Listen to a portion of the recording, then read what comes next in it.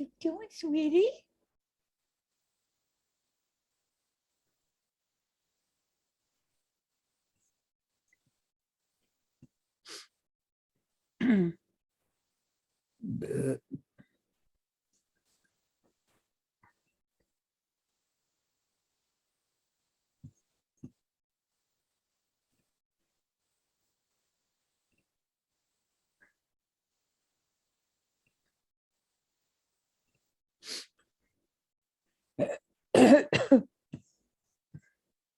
Wait.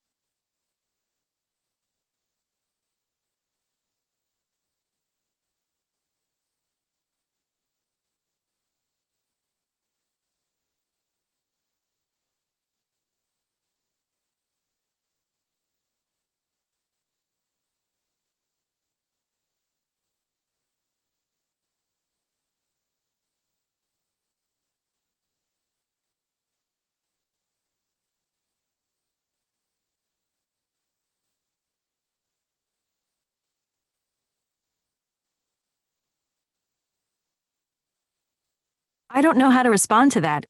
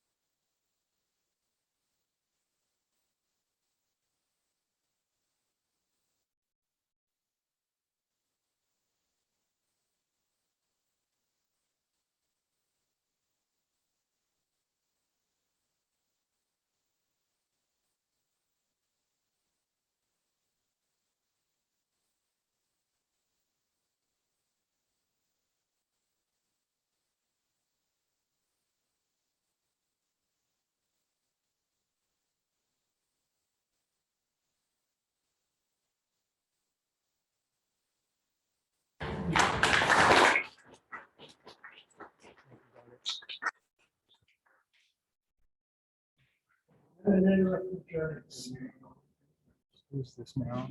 Look This forward one. to it, enjoy it. When you get around. I'm a the desktop town, guy, not a Mac guy. like, walking out back there, Swimming around in the weird talking, environment. laughing, couldn't be nervous. What parts of this don't work? New experience. I started teaching at college, teaching biology and zoology. And went to Clark to teach.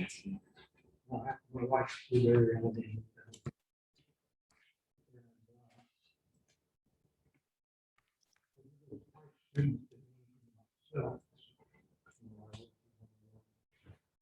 So I found a job teaching 7th grade.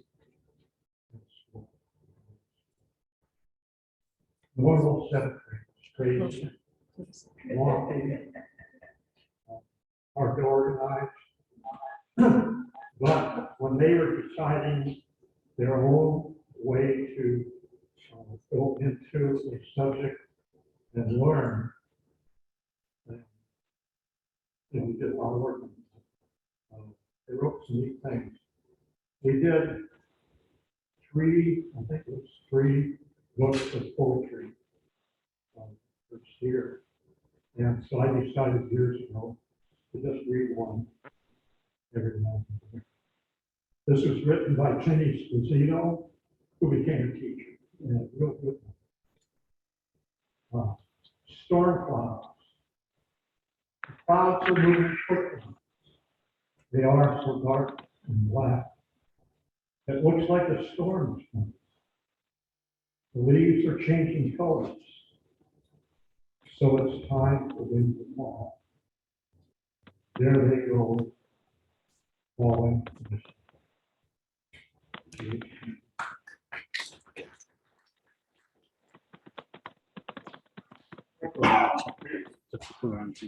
Thanks for the great. Send the message to everyone. Yeah, thank you.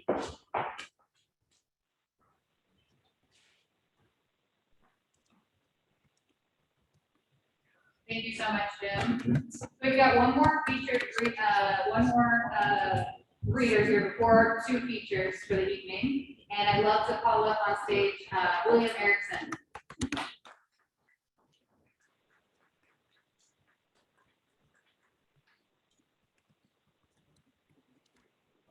He's helping us with some technical difficulties at the moment. Who also actually has a chapter coming out, which I'm sure he's going to tell you about. But pre-orders are up now, so I hope he mentions that. Yeah, I can try. Do you want to skip me and I'll see if I can work the audio out and then we can just leave it back in some other point? Yeah, totally. We can look at it after the. Do you want to go? I'm gonna volunteer. Yeah, come on up. Anything? Okay, so Bill will be up a little later. And now Sorry, guys. Welcome to the stage. This hasn't happened before, so I don't know what's going on. So that's my mom. So I have an inside. Oh, And so That's how she's, you're doing. yeah, so she said that she could hear me All right, really clearly when I was up here. Sunshine. so we're probably So, picking up. yeah.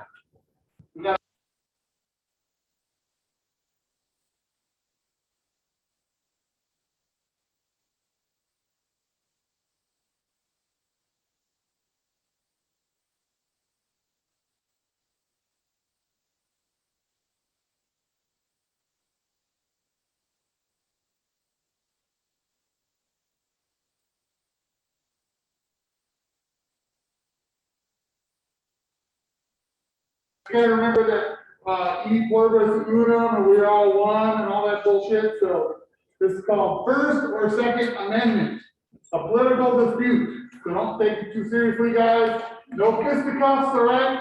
If you guys want to have it settled after the during halftime or whatever, we can argue about candles or Marlboros and important things like that.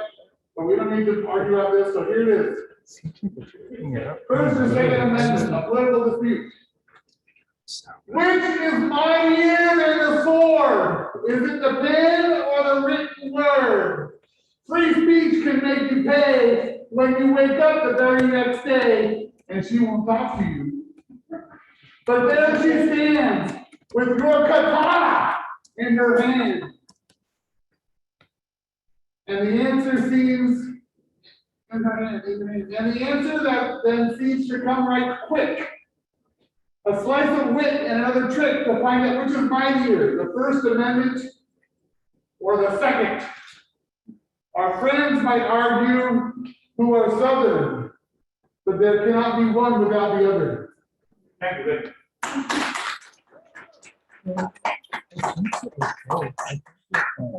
All right, this is a sonnet about dreams.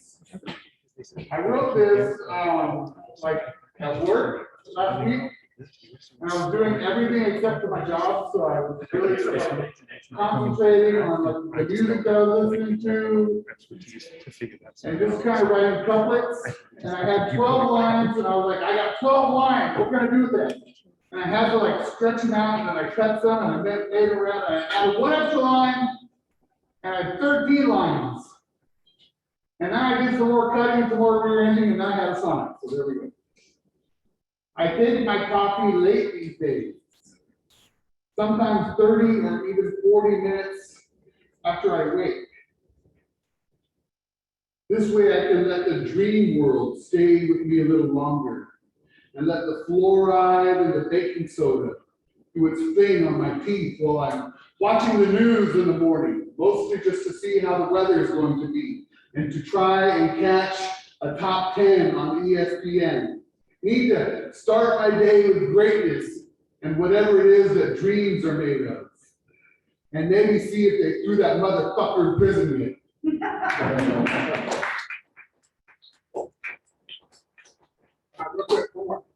This is a song. This one's not for Bob Sunshine. This one's for Morgan. All right, this is a song. It's called Water to Wine. So pretend I have an air guitar, all right? Pretend I'm Bruce Springsteen, all right? I believe in floods, babe. I believe in pestilence too. In frogs and bugs like locusts, babe. And sacrifice your firstborn son too. Oh, God is angry. You can read the signs. The rivers run red with pollution, babe.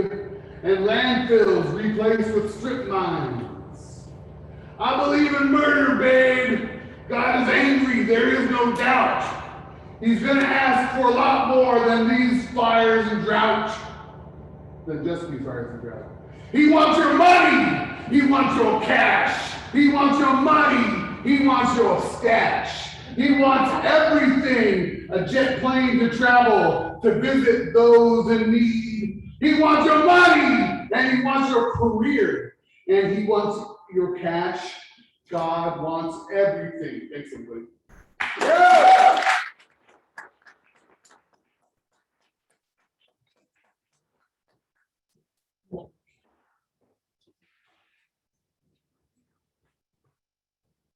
Thanks, Ian. And yeah, Bill, we put you in Ian's spot, so. Okay. Yeah. All right, so now it's my pleasure to introduce the first of our featured readers this evening. M.F. McAuliffe is an Australian writer and editor. Her long poem Orpheus was staged by La Mama as Orpheus, an Australian tragedy at the Courthouse Theatre, Carlton in May 2000. Her poem Crucifix, the first, appeared in the Yoko Ono installation Arising in the Reykjavik Art Museum back in 2016. She is co-founder and co-editor of the Portland, Oregon-based multilingual magazine Gobshite Quarterly and of reprobate GobQ Books. She is the author of The Crucifixes and Other Friday Poems and 25 poems on the death of Ursula K. Le Guin. Everybody, please welcome to the stage M.F. McAuliffe.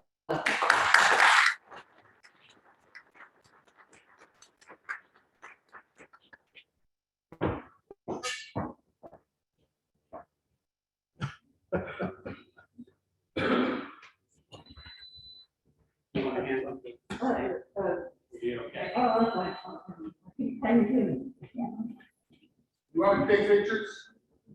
Oh, heavens no. Okay. But thank you. And thank you for letting me come and for this wonderful evening. I'm going to read a series of poems by a very dead man, who had the misfortune during his life to fall in love with the wrong woman.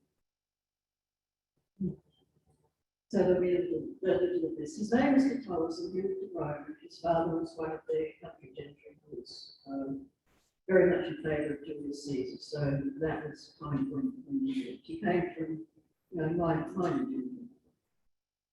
And it always seemed to me that his name meant little cat. But anyway, it might be. What is a God anyone next to you across from you who can go and gazing at you, listening to you laugh like water crystal? When I'm there, my body almost dies. I'm bursts and voiceless. My ears hear nothing but their own buzzing. An edge of fire creeps down my skin. Darkness narrows in on my eyes. But tell us, all this sperming about on mattresses is bad for you. Stop it. Or you end up like the old things in cities, clamoring and dreaming and killing.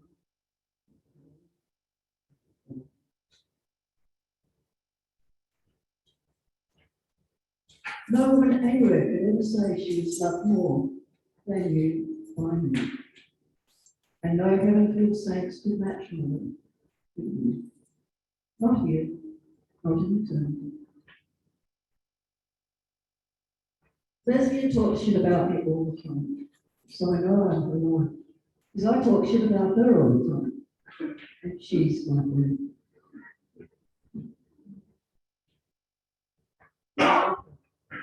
I hate her. It mystifies me. It crucifies me.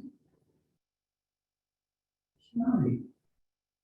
Lesbian, the lesbian we, you, and I love, who is closer to me than my own heart's blood, that lesbians at every match there in every piss-reeking alley, shoving the cornstalk of every pedigree pisher in front of me.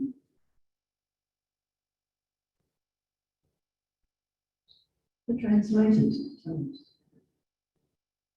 us. How many times have you come weeping to me, turned my shoulder into a wailing wall because lesbian kept you waiting thousands of years. And look at you. And look at you and said, not yet. Little one, can tell us, don't you know by now that strays only get strokes?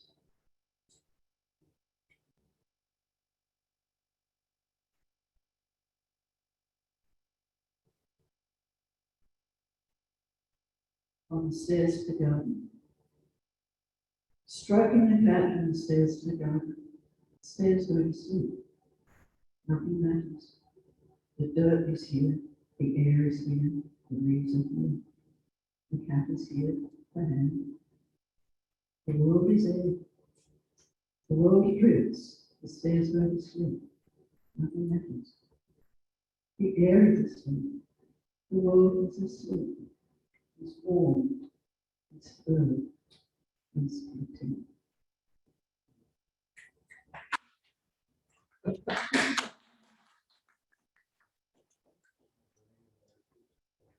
Autumn. The sun begins to wither in the afternoons, unhooked from stone, or back into the dull flesh of the sky, begins to threaten to forget the earth, the leaves and the crumbling dirt, the lives and micro-lives down and further down. And in the sun's withdrawal, in the lessening of its focus and attention, the webbed and extended hands of the trees wither to veins, seed pods to seaweed, dry, fragile, broken leaves. The air hisses and thickens with winds and water, straw to mud, scraping dryness to slime, mud-coloured, mud-lost leaves and earth. The birches weep long, leafless walls. The pines wake up, mess up, thick dark. Sun's gone back to the old one, and the ice comes down, brittle, broken.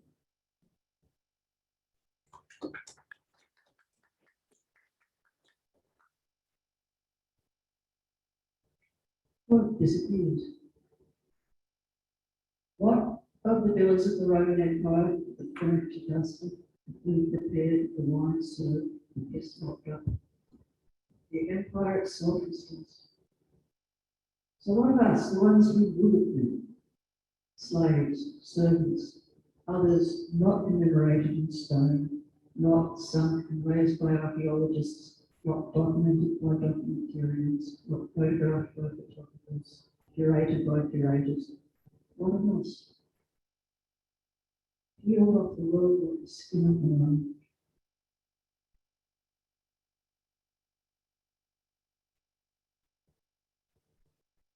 My father worked at General Motors, 1938 to 1966.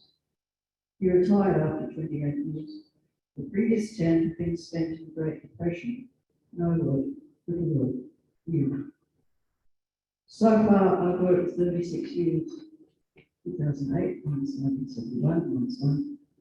But my father worked 30 hours a week, and I worked 40. So for every 4 years my father worked, I've worked 5 since coming to the States. 2008 minus 1982, divided by 4, equals 6.5, by 5 equals 32.5. But altogether, I've worked 1982 minus 1971 minus 1, when he was part-time, doing work, etc. Was 32.5, it was 44.5 years. And I have to work another 10, it's 12.5 buried in, equals 57. I want to devour the midnight in the morning. I want the creaminess of cloud. I want the secret life of flames. I want to be a Chinese punk. Spiky black hair and singlet and jeans, cigarette and swagger. I want to strike sparks from concrete, pick holes in the horizon, break the neck of heaven. Don't want a job, I want a future.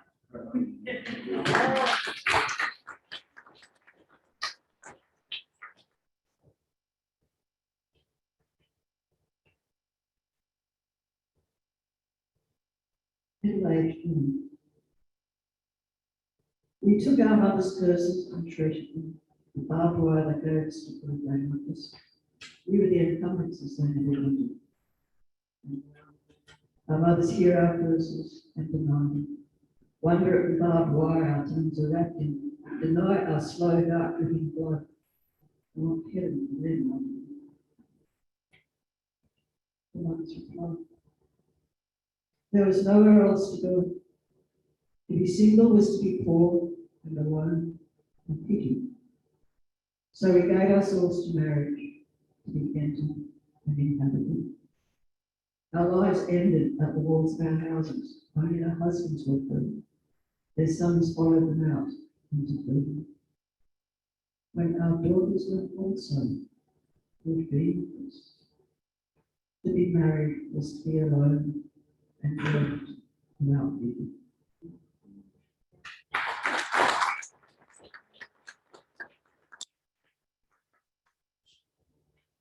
Chris picks one. It's a series of 7. This is the first. If you want a forest, you're going to have to pull it out of my feet, out of my skin, out of the veins jumping with exhaustion, out of the hollows of my bones that taught me to stop and frighten. You're going to have to stand my body on a rock, nail my hands to the wheeling stars, let my tendons turn and twist and knot. Let the wind and standing dark solidify the centuries. Unzip the blue skin around my fingernails, dangle it sideways in the sun, neck and butt and pull my chest, back, neck, arms, arms. Bundle the blue collection of ribs that hang now dry as ruggeds. Store them lengthwise, buried in parallel and parallel. Lie me on the earth. Go back in with 12-inch needle-nose pliers. Cast aside the spleen and liver and calcified mush. Go straight to the cracked black stone of my heart.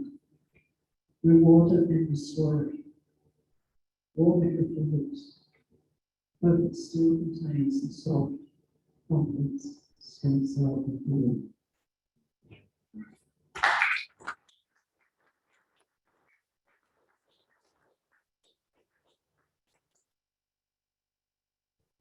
And then, 2 shorts and a long, one time for long.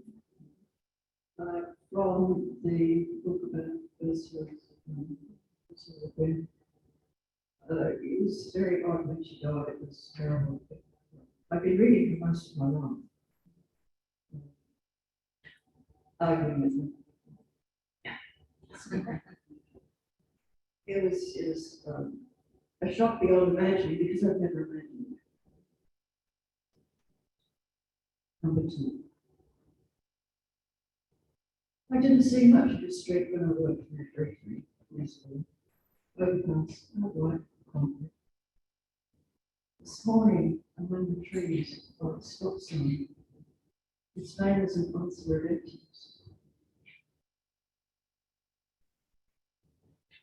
Spring that was colder than winter and you were gone, and the rain so hard we couldn't look up or see you beside us. Your canyons laughing in your skies, though it's houses you understood. And people. Who are mysteries? I'd rather watch an imagination.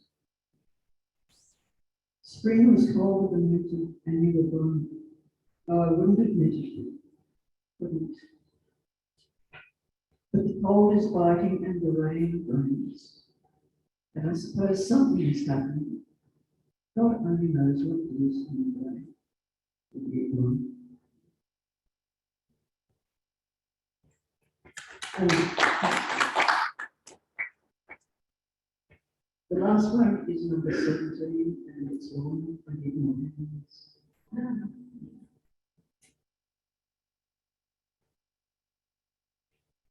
Your way approaches as surely as your death did. Everyone will go. So many of Hubble Image t-shirts who you saved in your pain while they were reading Unpossessed, Lonely and New Saturday afternoons on the soft synthetic throw while the sun went down and nothing but sun. The harsh and shadowless road unshaken to red soil saltbush, northern lines. The inaudible, undeniable, underlying voice of industrial rock, machinery, management. Long dark dreams, flying in chalk cliffs like empty alone. Mornings overhung with the wilderness, roses reaching out of their petals, with flesh of the sky straight to sunset. A mining town, built explicitly to prevent crop taking a lease in the 30s. Nothing proved that UNCENSORED, so many of them, except South Australian whiting, guard, artificial. Everything else freighted in 4 to 200 miles of pump and pipe 2 foot 6 across. Blast furnace, steelworks, shipyards, bucket of molten iron 3 stories high. The hills, molten steel, rolled steel, warships became holes. And 2,000 English, Welsh, and Scottish steelworkers dirty from Ireland. All their green dresses turned hematite. Dorpoises rock flowing to ground. Coronado springs, singing. One Saturday morning, looking at my feet as I walked from the news agent, thinking how to construct a book, I was passing under my feet. I looked up. Student a few feet away, the girl expelled for being pregnant. Trembling smile. I hadn't known him well. I became a small tower of embarrassment, fear, shame, guilt. I hadn't known, thank God. You could negotiate your way out if you were related to the Sassoons, but only one of us ever was. Not the way, but the soft, ethnic throw from the extraterrestrial. How can anything but a hungry God be the driving north, rounding the Gulf at its tip, Augusta, a terrifying water of despair despite the new bridge. A shriek, vomitous feeling, built Makinton skate from, spilling to and from the north, ochre, rust, blood, and history. Half a continent of crime, hidden and intended and forgotten to know. Reservations for weapons research and for the dead and their descendants. Pale yellow grass, ears and stalks, separate in the curling pole.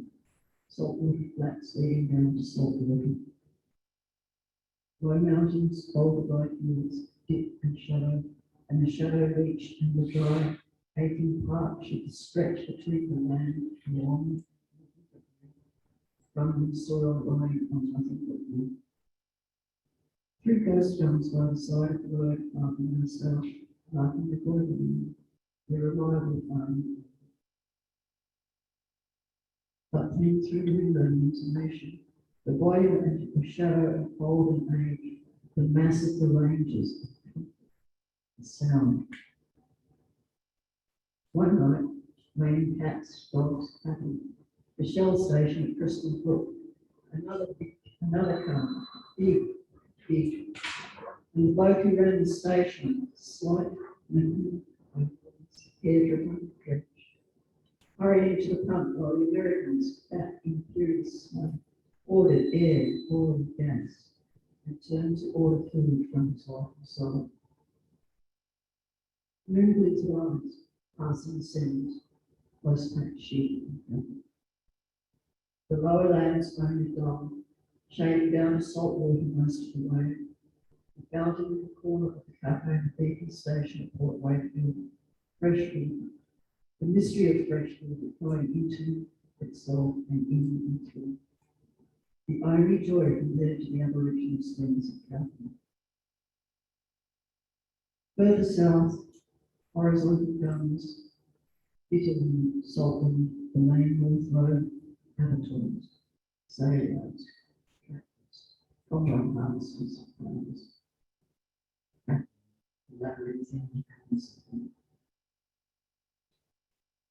I never saw those northern gorges, Cotswold, Sunbrook, Sunred, Rock, cathedrals of water and silence.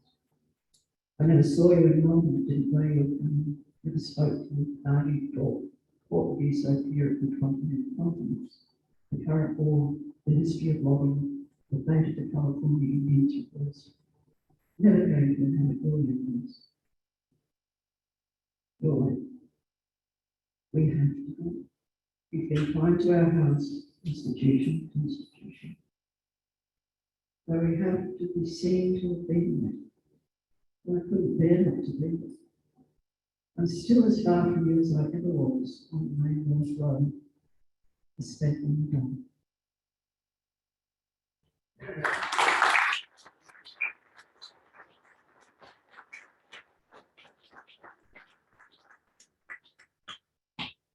Thank you very much. Sorry, I'm ready to be part. I don't know if you could do this without breathing on. Very good.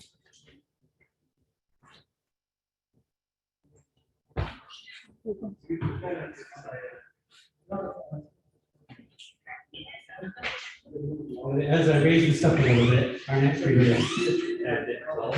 Let's hear it one more time for everybody to follow.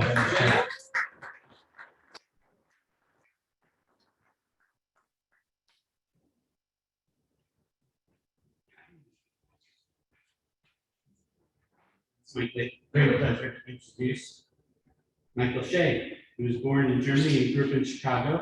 At the University of Iowa, he studied with Louise Glick, attended the Iowa Graduate Summer Session Poetry Workshop. He holds a Master's of Creative Arts in Interdisciplinary and Experimental Art. He's one of the editors of the Broken Word anthologies, drawn from the Broken Word reading at the Alberta Street Pub in Northeast Portland. Make some noise if you attended that series. I did, and it was really a lot of fun. His poetry has appeared in the South Carolina Review, Nimrod, Gobshite Quarterly, and elsewhere. He is here tonight to read from his Gobshite Quarterly book, The Words I Own. Here's the statement I made about the book when I was asked for a clerk for this book. Michael Shay's poetry whispers in the reader's ear that before we are ready to drink with death, he drinks with us. He understands the importance of rising each time we fall, the fusion of love and living. I give to you, Michael Shay.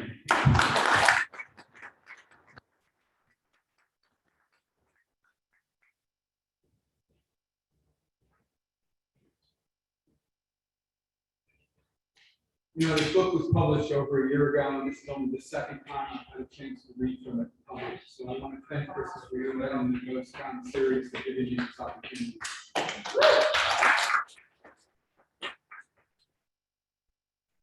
I'm a little prejudiced. I think Moira's a really great writer, but I'm prejudiced because she's also the editor of this book. It's monograph, and when I gave it to her to start, I said, you know, I've been writing a long time. I published a lot of poems here and there, but nothing in the whole book. How many poems do you want? Moira looked at me and said, well, we want them all.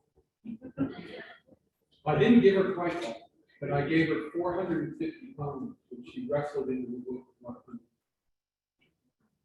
And if you've never had the experience of working tightly with an editor like that, I could only wish that you had the experience I had with him. As gracious, intelligent, and it was really one of the best experiences. So I'd like to start out with this reading by reading from the first poem in the book called Thundercloud Plum. Could I they were asking if you could speak more into the mic. Actually, yeah, you tip, I may have to tip it up. yeah, you tip it up, you should be good. It's just at the wrong. Is that a little better now? Is that better? Is that better now? Yes. Usually I'm too long. Thundercloud Plum. At the bottom of our garden are two trees, probably planted too close together, but thriving nonetheless. The thundercloud plum is tall and rangy, purple leaves flutter from the branches and reach towards the sky in untidy arcs. Not a proper sort of tree, more of an overachieving bush. Its brash pink flowers promise a tart fruit good only for making pies. The smaller, flowering parent hides next to it, round with light green leaves which spin with the wind and sparkle in the sunshine. It is a more stubborn tree. It grows slowly, shouldering aside the other slim branches with a tough crown of leaves, speaking the irrelevance of fruit with its tight white flowers.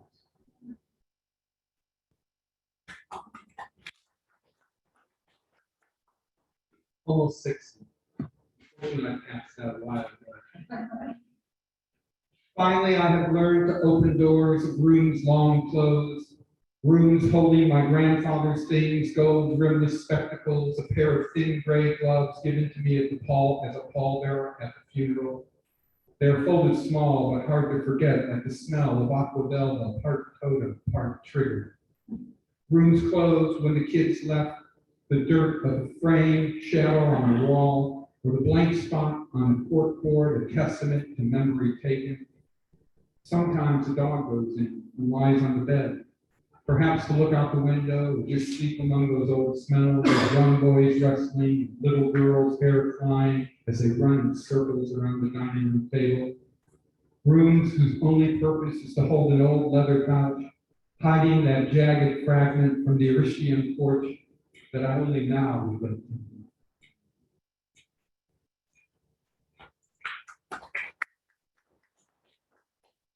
As I get older, unfortunately, this becomes more and more of a theme. This is written by my stepfather, who was born in Glen, Michigan. The color of death is not black, so rich and full of certainty. It is more of a yellow-green, like wax heated once and cooled by the Florida night. Death does not ride on a great charger, he comes quiet, snatching each successive breath.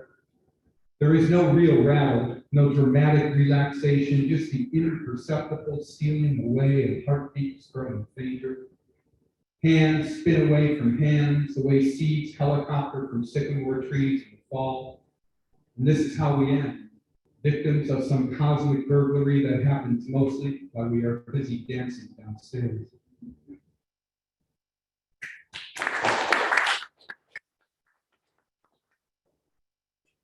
This kind of continues in this theme, something I found in the park. The murder of crows. The marine layer has not yet unhinged itself in the morning. In the clearing near the baseball fields, the usually raucous crows gather silently in a sawtooth circle against a single black teardrop that twitches from time to time, raises a glossy black beak to the sky from where it has fled. Here, our circles are smaller, tighter, just a son or a daughter to quietly tend. We don't gather until it's over, until the breathing has stopped and the beating quiets, until it is time to say goodbye. We don't gather without this certainty of loss that makes us unafraid of silence. Do they make the same excuses? It is too far to fly in the fall. The winter's been hard. The flock is too spread out right now together.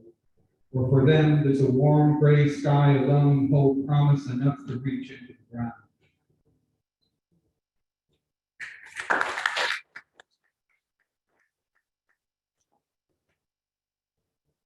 I've been married a long time. And, this poem was written over 10 years ago. I don't write many love poems, but my wife lets me read this one because the title of it is This Is Not a Love Poem.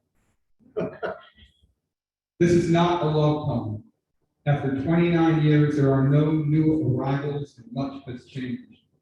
You are not the same person I married, nor is this the same poem I would have written, because I write differently now.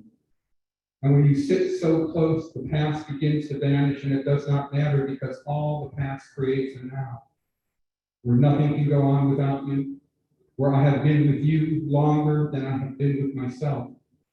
It is a quiet comfort with spaces filled, lights flashing off in the distance, a reminder of how far we've come. Your beauty has a place there, in the snapshots blur, in the succession of hairstyles, smiles, and bright eyes. The stars disappear behind the glow of a three-quarter moon, which we need glasses to see clearly.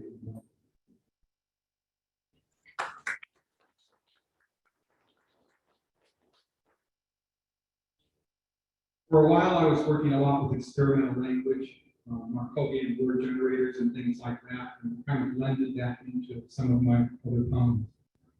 This one is called Poetry on a Bus. By the time I ran across poetry again, trestles, sharpness, cardamom, we were both well into middle age, as spotted common boys. But there was something about the way her head tilted, ultra enthusiastic, codified, downhearted, until all that remained, tongue, misbelief, and stiffness on the bus that day, being cautious, overshooting, stalking, was her frizzy salt and pepper hair, insoluble, generous, cathartic. The figure had changed, disaffection, imprudent, disinherited. The once small waist, crypto-analytic figurehead around which I could almost wrap my hands was refractory, unintrigued, and had thickened. Her breasts had grown heavier, hexahydrated concrete and florid, but beneath a cute double chin, her skin, dialectic of tongue and elusive, had not lost any of its shine. I had to look twice, disadvantaged, biocentric, sanguine, to be sure it was her, impassioned, perturbed, underwritten. I slipped in beside her, balloted, breathless, and reactionary. She ignored me at first. Claustrophobic co-conspirator, just some older guy trying to hit on her, temptationless, latitude, snooper scope.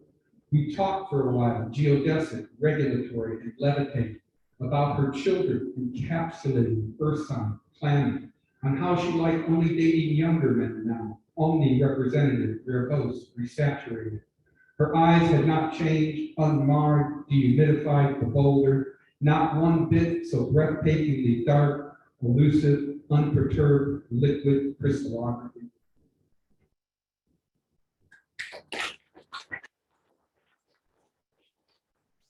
This is a title poem for the book, The Words I Own. It has an epigraph by one of my favorite poets, Charles Wright.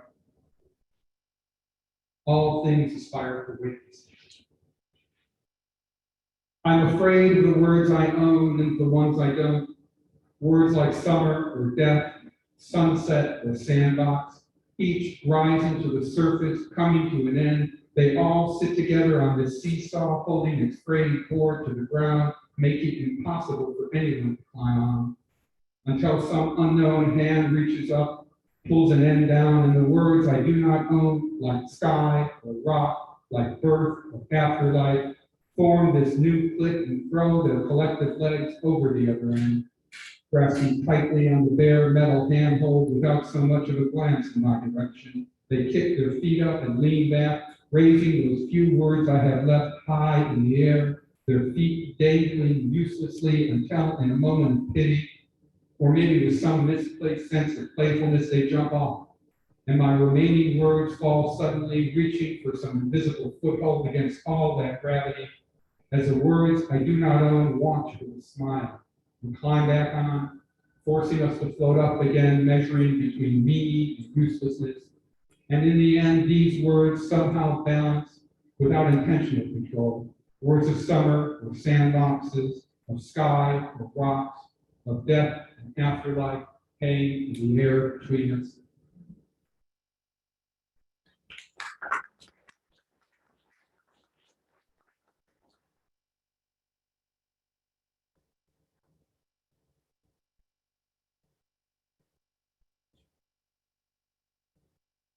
This is another poem I wrote to my father with an epigraph by another one of my favorite poets, which is Wallace Stevens. It's an epigraph from his poem Sunday Morning. It says, "Death is the maker of beauty." The poem is called Boatman. There are no coins required. Take my hand, and the night will wash away those last steps you were counting. Let your eyes leave the city in the distance, and as your feet step off the dock, they will be still. And your breath will be quiet and easy, and your skin will be cool to the touch. The night will remember you for the evidence of fires lovingly tended, the gift of embers. Look up one last time, and you will finally know how fall makes the leaves dance from the trees in slow looping circles, and lets that low autumn light buoy and briefly, until they rest finally curled on the ground.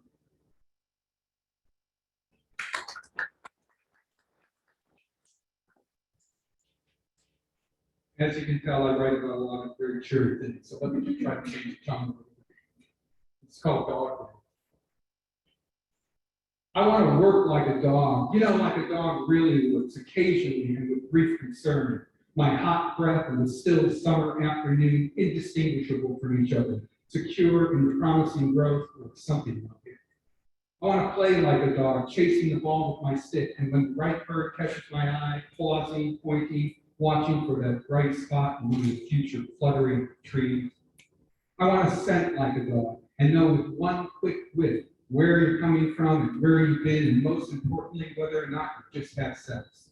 I want to eat like a dog eats and not to worry about table manners or slouching, anxious at every meal, scarfing potato chips or kitty kittle. I want to follow you like a dog, licking your hands or your feet when you pause, barking when you come, barking when you go, reminding you that you are more important than any other sound outside. I want to lie down like a dog, reluctant or invisible, on the bed with the Sunday paper when you're around, looking out the window when you're not, putting my head on the bed whenever I feel like it, and you stroking me for the most part whenever I ask. I want to remember like dogs do, vaguely but with a certainty of feeling, cringing at a raised hand with paper, panting between oddly familiar legs, jumping when I'm not supposed to, making sure anyone who's been here before feels welcome while ignoring the TV because it never smokes anyways. And most of all, I want to shed like a dog because it speaks mainly of how thick and soft my hair has finally grown.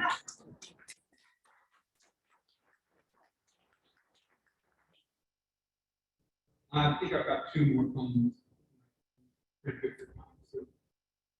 How to carry a cross.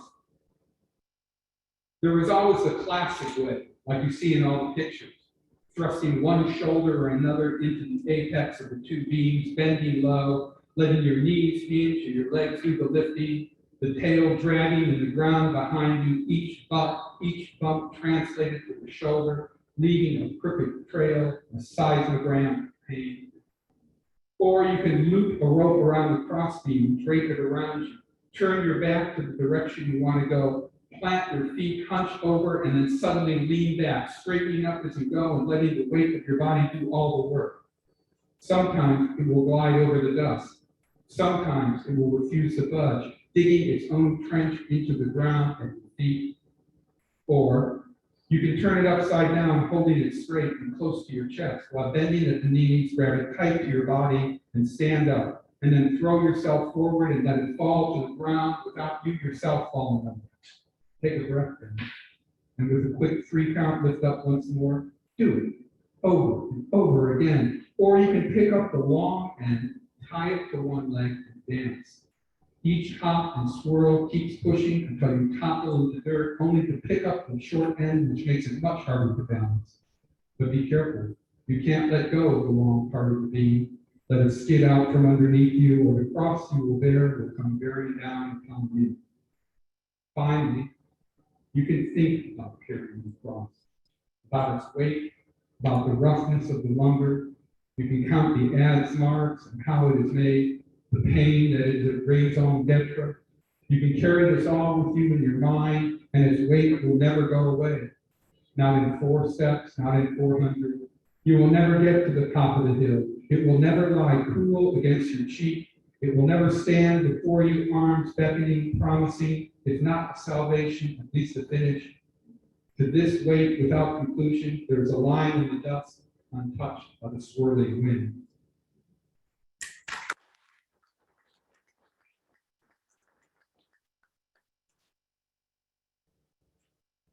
I've got 1 and 2 more poems I'd like to read. This one is called Flames. It was written when my son was very, very ill. And he's fine now, but it's kind of a father's mention. Flames. If only the flames would keep their promises, I would feed them with every part of my body. I would feed them my fingers so they could learn to dance over memory. I would give them my hands to carve exquisite forms in regret.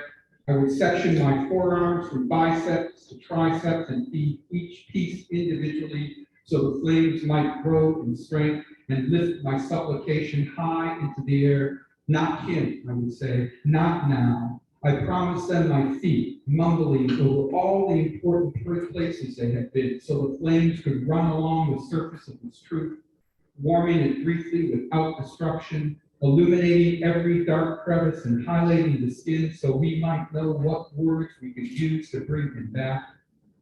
And when the flames dance around my legs in pirouettes and sing his names with pops and sizzles, when the liquid notes blend into each other, the hot saps competing with soprano bugles, carving out a military precision, this delayed sound, I would be okay with that too. And what could be more natural than to give up my torso to my head to the flame's rich red color in exchange for more promises of him not having to endure again? They would consume what little hair I have left and lick at my eyes. The flames would whisper the name of each year, the name of wedding, the name of birth, the name of loss, the multiple names of loss. Until around my shoulders, the flames would rush in a circle so fast, they would create a vortex of accidental memory, rotating around the stillness of the eye, reminding that it is the shame of water to be the enemy of flame. And when it speaks its illuminated judgments with a final, breathy voice, I, who have given my whole body, am reduced to a single ear, listening for a single word.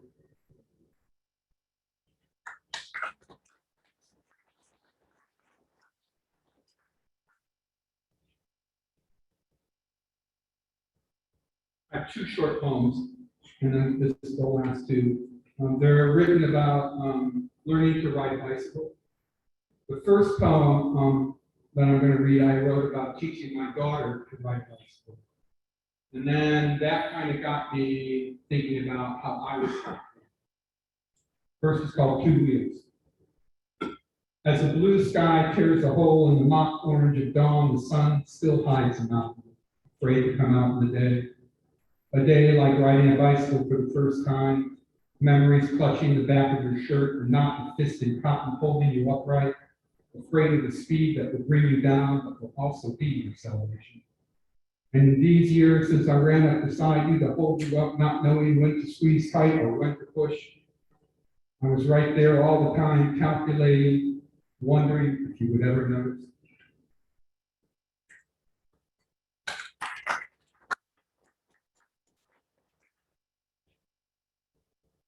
Learning to ride.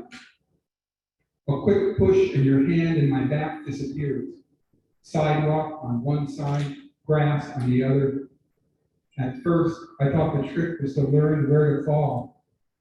Later, I learned that falling is not the worst thing that can happen. Thanks very much.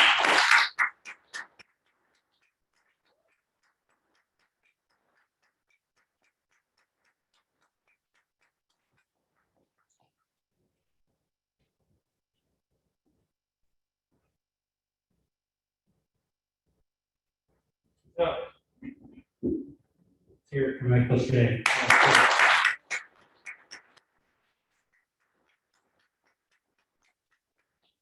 Well, there are two very concrete ways that you can show your love for Michael and Emma. They have books for sale at the table. I want to say thank you to Terry, who will be handling those sales in just a few moments. And the other way is our $5 suggested donation for tonight's reading will be divided evenly between Art at the Cave. We're very grateful to Prince of Vancouver and our readers tonight. So that's what we're going to do for about the next 15 minutes.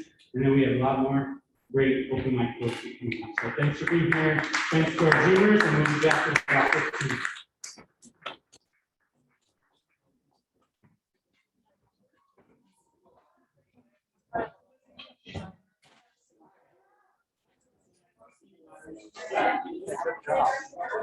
Thank you very much.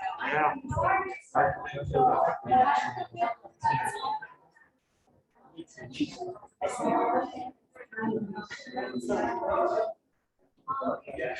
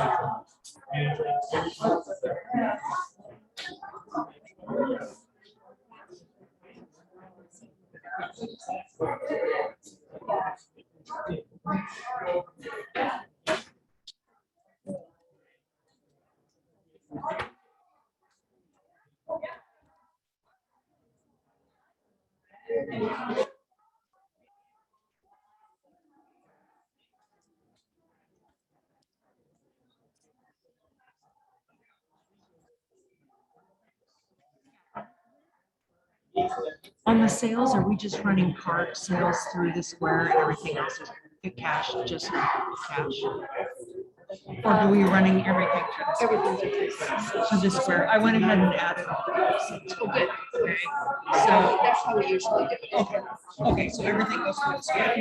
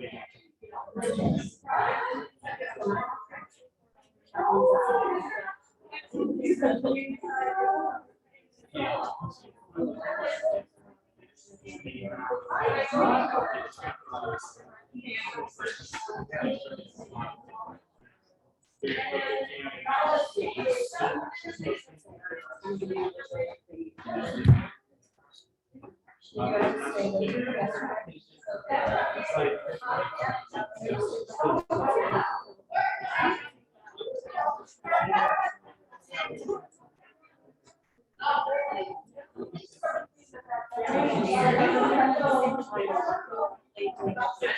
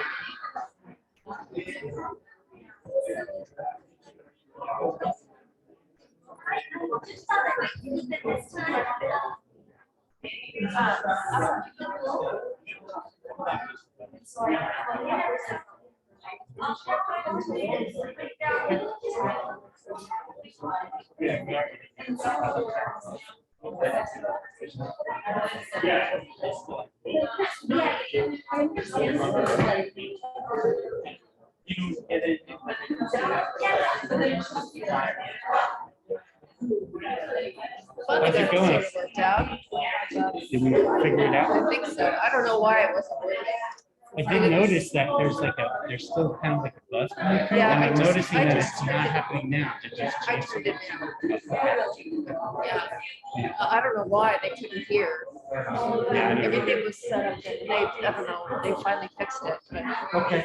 Thanks so much. Yeah, thank you. I live in Zoom, I still have no idea. What do you think about the great? Is that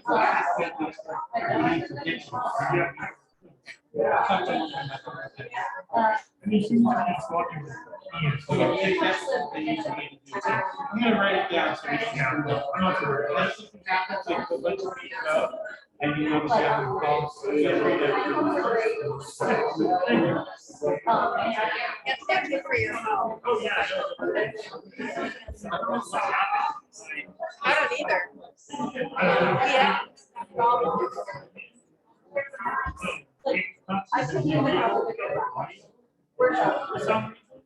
So, like, some like, I could change it. Yeah, I need this, I need to choose my. And I was saying, I don't know,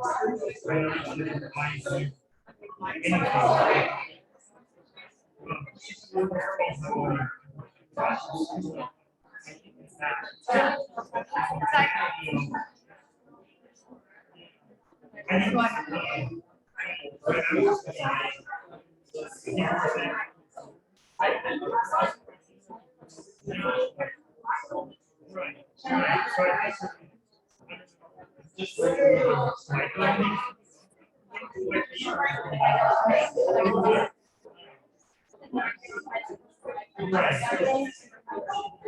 Right, yeah, I don't know.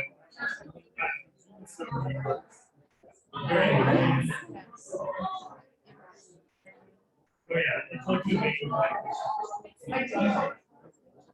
Oh, yeah, okay.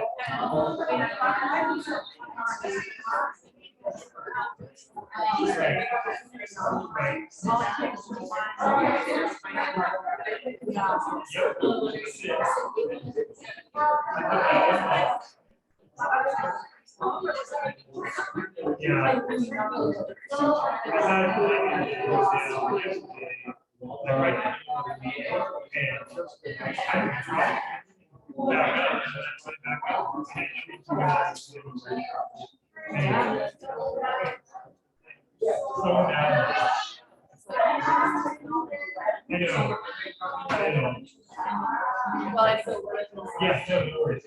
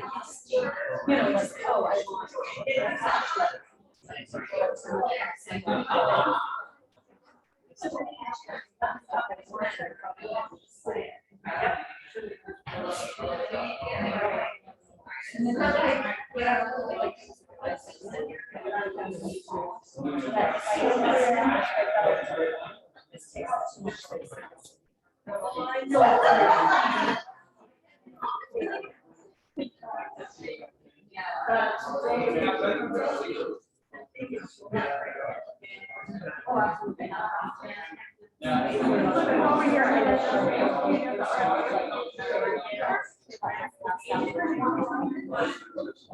So right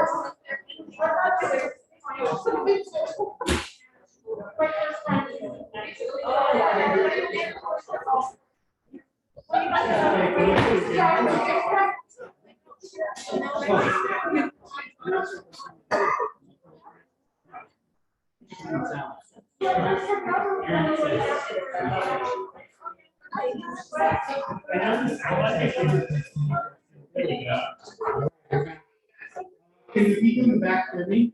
You might notice that right up on it, that not all the microphones are the same, but it turns out the microphone that we have at first time posting is that kind of microphone. So I just want to let people know before they come up here that, you know, like standing away from it is not necessarily gonna, we won't be able to hear you, and definitely the Zoom is here. So anyway, thank you so much for being here. Thank you to people that came late. Thank you for your energy and your words. And my co-host Morgan is going to introduce the first few readers for the second half, which as always, it's a tradition that goes down. Our second half is like the second 2/3. An extra couple of posts for the second half. And thanks again to Michael and Emma for the great feature that was really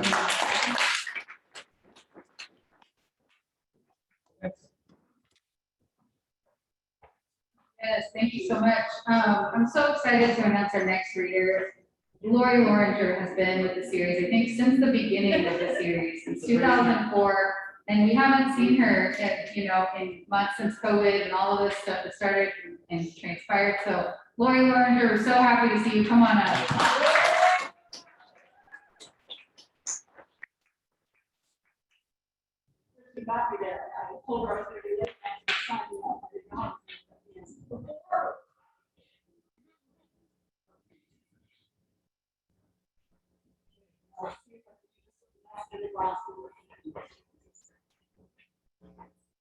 All right, this is called Smokey's Last Stand.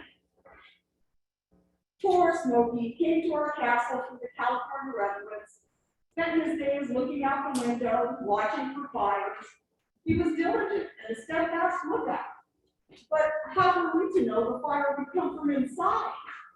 I feel bad that he went that way, burning up on the job, looking out the window while the flames swept up behind him. Next trip to the redwoods, if I bring Smokey home, I'm gonna face him looking in. He can be the look-in, ready to shout, "Look out!" and break glass in case of emergency.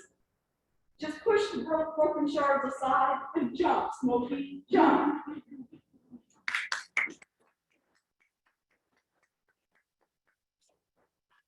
All right, this is something I just wrote, so it's not very polished. It's I think it's called Virtue or Folly. I don't know why. Time and again, the tendrils of my heart reach out to touch you. Ever and ever, they draw back in shock of the January cold. Always and always, I long to unzip the cooler, keep your feelings in it, to throw my arms around your heart until it warms. Instead, I step back again and again, over and over, while time and again, ever and ever. Always and always I wait for you to learn to love.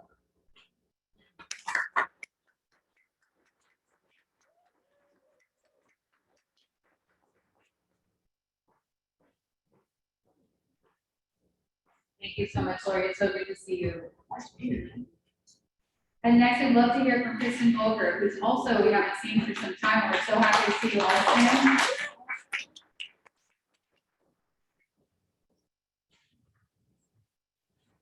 Love your style, too. I love it. So colorful.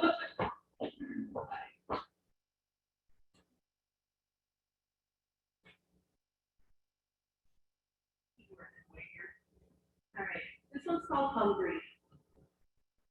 Looking forward to the weekend of the soul, this time and place of ease, where the off-duty sign hangs swinging on the garden gate.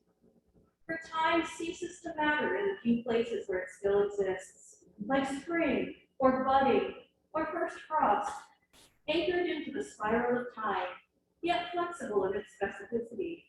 Here, but an unpinnable now. Animal time, soul time, lost in the space between individual and society.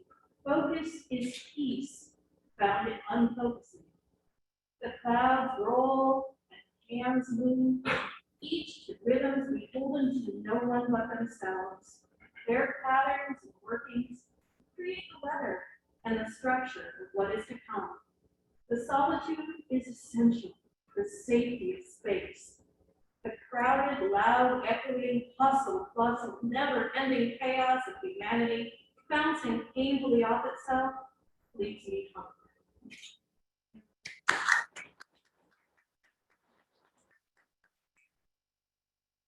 This one for the finals.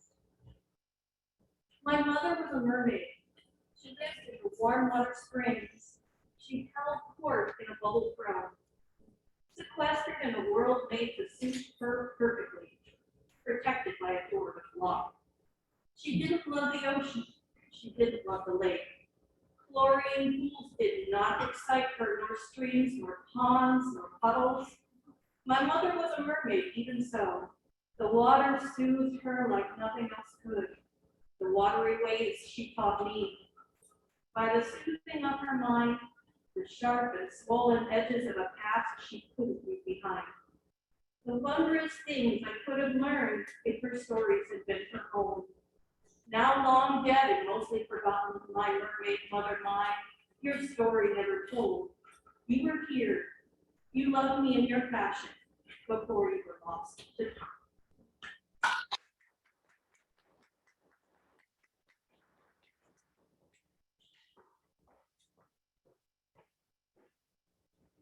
Thank you so much, Kristen. Next, we're going to hear from Bill Erickson, William, who is helping us with some technical difficulties earlier. With the scrapbook, so I know he's on he's selling pre-orders right now, right? So if you want to know a little bit about that, would be great. It's great coaster. Yeah, so scrapbook is due to be out February 22.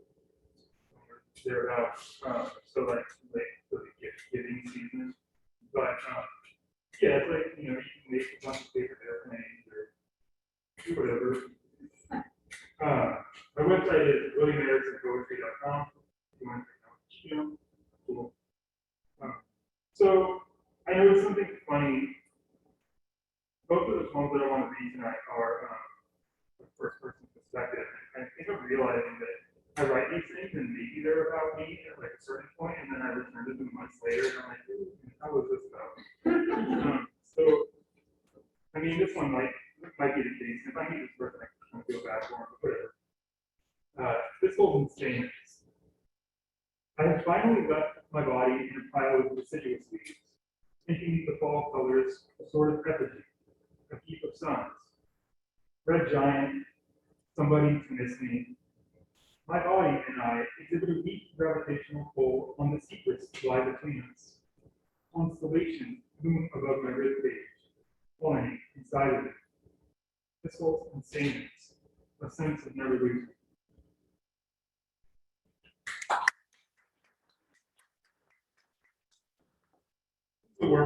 Shouldn't be done.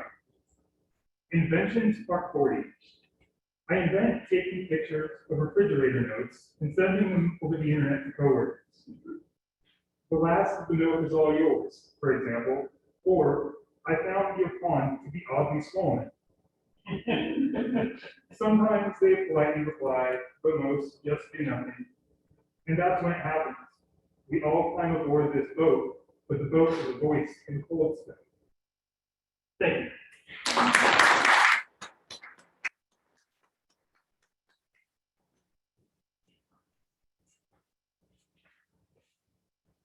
Thank you, William. And our Zoomers may think that we have forgotten about them, but we have not. So we're now going to hear from our Zoomers. I think there are about 4 of them.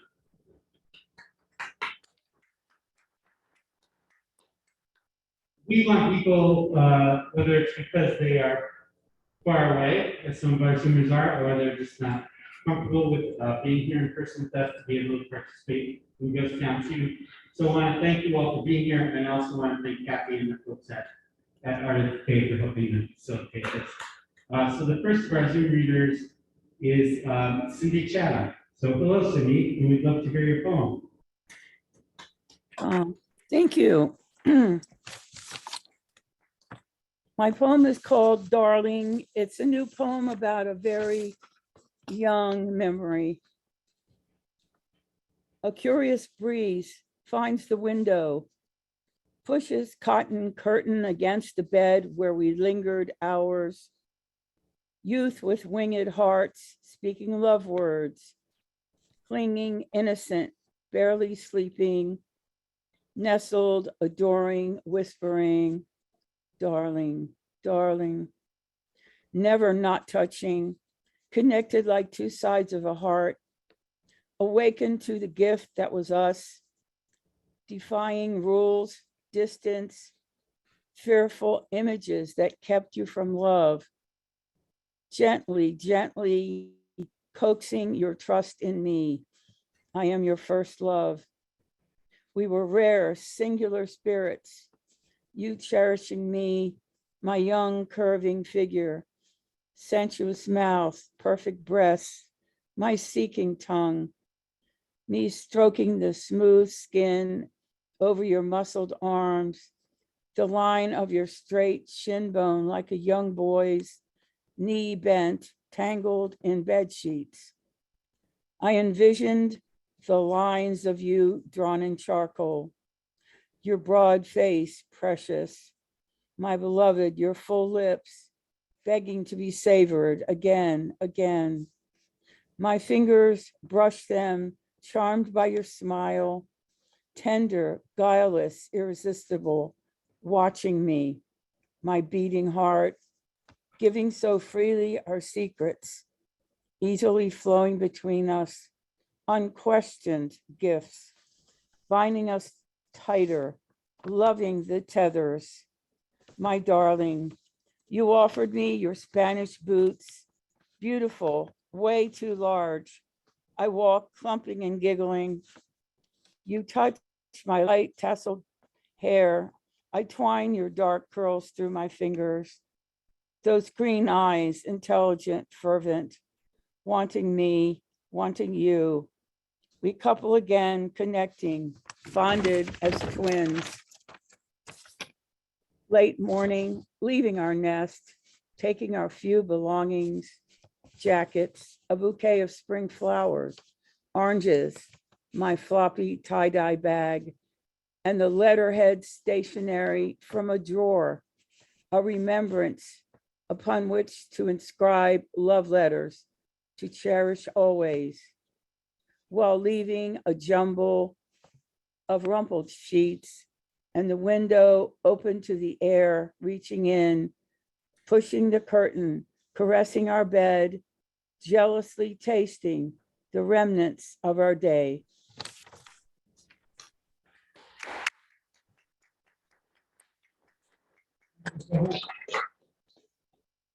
Thank you. Next, we're going to hear from Eric Christensen. Welcome, Eric. Hello. So, excuse me. On this day in 1964, the John Coltrane Quartet went into the studio and recorded the album A Love Supreme, one of the greatest creations in the history of music. So to commemorate that, I'd like to read a poem that I wrote as part of Christopher Luna's The Work Monday Workshop. And I can probably come up with a better title, but for now I'm calling it Coltrane Angel. I was in San Francisco, and the night before had been shooting junk with an old friend from Omaha, and my presence there made her homesick. While I listened to Coltrane's Alabama on her little CD player, the saxophone in mourning, crying out against murder, racism, injustice. The next day was Sunday, and I really wanted to go to the Church of St. John Coltrane, where the entire liturgy is Coltrane music played by the congregation. I'm an atheist, but I know the sacred when I see it and hear it. But I wasn't sure exactly where it was, and with the poison I had believed in still in my veins, I wandered up and down Divisadero, failing to find salvation. Then I saw a young Black girl, about 12 years old or so, skipping up the street, swinging her arms, dressed all in white in Sunday best, singing to the tune of Cousin Mary, John Coltrane, John Coltrane, John Coltrane, John Coltrane. And I said, I'm gonna follow her. So I danced up the street in her wake, singing, John Coltrane, John Coltrane. And thus she led me to church, where Lonnie's lament was healed with a love supreme in a congregation that mixed Black and white, men and women, young and old, as much as I've ever seen. And all the black tar negativity and all the spoon-cooked darkness bubbled out of me in the sweat of my brow as I danced and the Spirit moved. Everybody I tell that story to says the same thing. You saw an angel. You were sent an angel. Let's face it.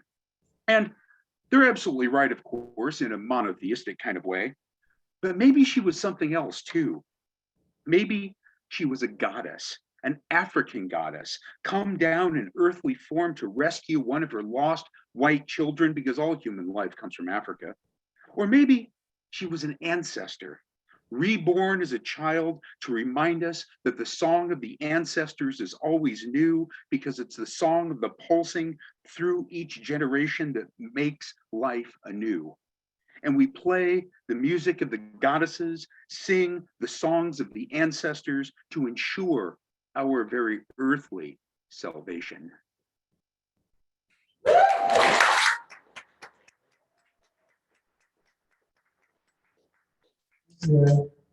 Last time I checked, Church of St. John Coltrane is still hanging in there. You know, they've had issues over the years, but I think they're still there. So if you're visiting San Francisco, definitely have to experience that. I was in the Church of St. John Coltrane before I knew that it existed. You know what I'm saying? Next, we're going to hear from Rose Graham. Welcome, Rose. All right. Hey, everybody. Hope you can hear me okay. Here we go. This is called Blinded by Dark, Blinded by Light. We bumble in the dark, our shins all bruised and question marks for hair. Can't read the compass or see the face on musky voices. The Angora shoulders we lean on. The main line of breast milk lights up our taste buds, shining down the shaft of the squeal tracks, transporting us to our new home now. A dorm, a preschool nap mat, a Japanese siesta bunk. We follow the light. New moon, no moon, focusing elsewhere. We sink into our valleys and velvet curtains, remiss. There's something else, we are sure. This body of work is home, compact like clay at the top of the water table. I know there's more than this bear wheeze in November. We are mole rats naked in tunnels. Familiar whiskers tell us we are home. But so what? Kernels, pebbles, empty husks, and us, some hermit crabs moving in. Burritos with mole rats inside, happy and homey, but it's a new day, whatever that is. So, trust me, Your home is many homes. Your face and guts reborn as they disintegrate. Falling down Alice's well shaft, we splash into something. Smells like lemon. Tastes like Band-Aids. Looks like starlight on corn husks. Insulated, hollow. Someone strikes a match. The crib revealed. Mother's milk, tire swing, maps and lagoons and gulfs where sound carries over water. Ample fuel for wicking the pupil contracting oil light. Clay calorie burning, pistons pumping, and paint palette taking shape. So much we do not know. So many loves we meet at the base of a chuckle. The bounce of laughter on the racquetball walls. It just feels like home in the season's new looks on glossy pages, overpriced. Can you believe what they charge these days? Yes, I can. My eyes have fomented revolution all year, breaking out of prison and burning their bra. Horus rises again. The child of light, grains for the new year, dream tape strewn around the house. We wrap up in thin black filament, catch but reflect every glint, recorded and moving forward, still blind in the light.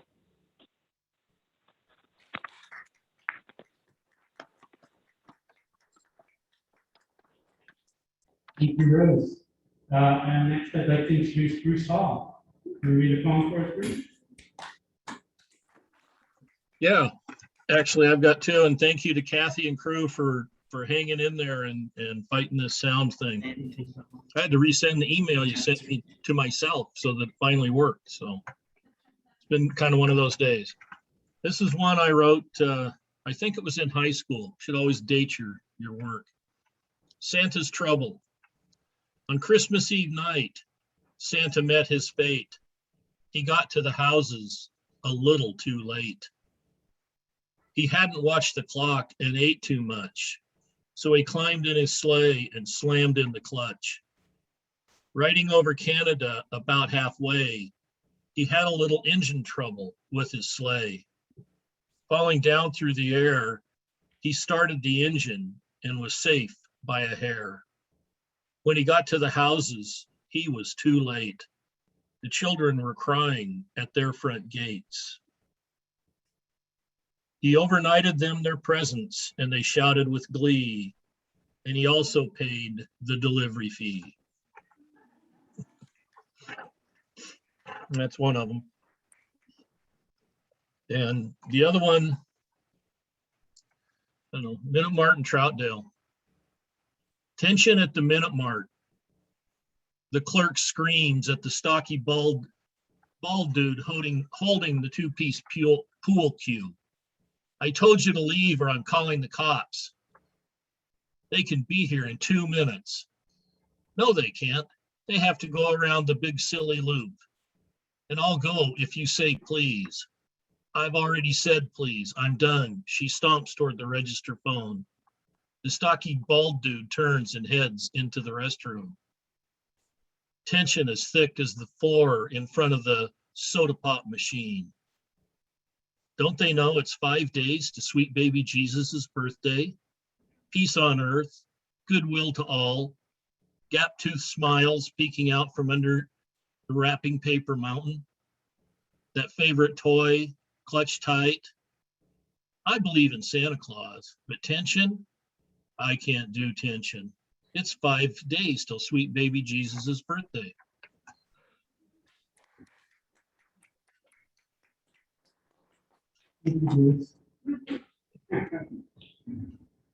So I'm premature here on the light, so we'll get in a second.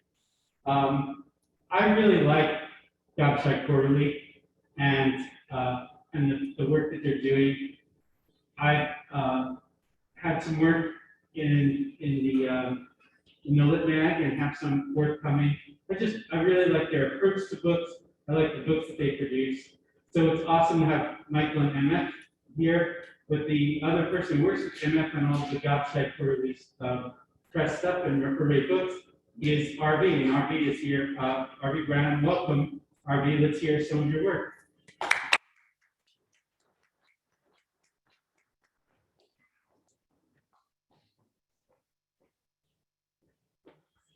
Yes.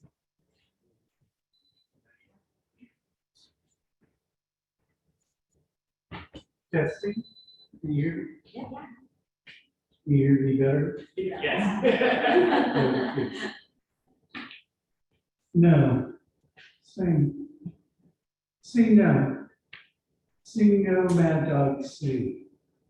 No precarious fire, no lichen rust, no bullet deception, no karyokinesis, no skylark pagoda, no mercury transmission, no broken flint, no current shifting, no anthrax inlet, no utmost current, no Ansal hops, no Harry River, no island precarity, no reception deception, no Krakatoa, Idaho, shotgun shack oratoriums, no pure ruin, no roundhouse, no iron age, no bronze rage, no Fukushima rope burn ballads, no. Sing no.